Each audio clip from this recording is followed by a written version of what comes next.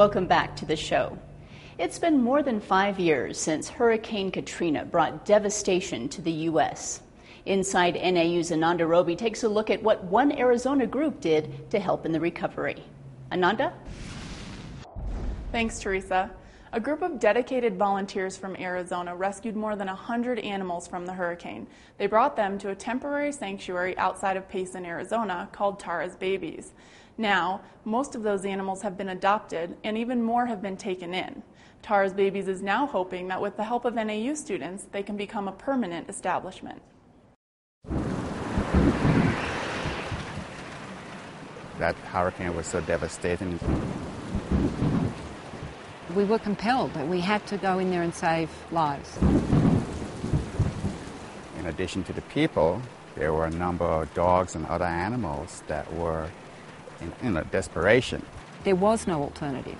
People just came together and did whatever was needed. With that, it was the beginning of Tara's Babies. All of us had assumed that after Katrina, we would wind down, the dogs would go, and that would be the end of it. Hey, everybody.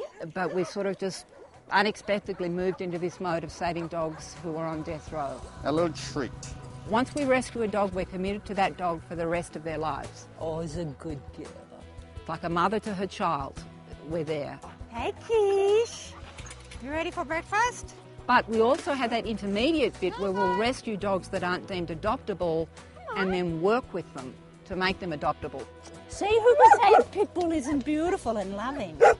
The work they're trying to do up here is just absolutely wonderful. The fact that they're a no-kill dog rescue is such a great thing. It's something that we really need. Ah, what a good boy. I mean, the dogs are really happy, they're really well looked after, but the reality is we're still operating from the same donated items we got for Katrina for the most part. NAU's chapter of Engineers Without Borders developed a partnership with Tara's Babies to get them the resources they need. Obviously, they're helping us out here with developing the facility, but we're providing a training opportunity for them to help put their skills that they may have learned in college into practice. You can pump a small volume of water rather slowly. And we all know that ultimately we're saving lives of the dogs that we rescue. I really want to see, before I die in this life, a really beautiful facility built here, a really beautiful, sustainable facility that ultimately is just about creating a beautiful place for the dogs here to live. For me personally, I begin to see my compassion grow. You want to finish your food? Taking care of the dogs and looking out for their welfare. For each and every dog, we are their owners and they are our companion animals. And there's that love and providing for them as we would for our own pets in our house.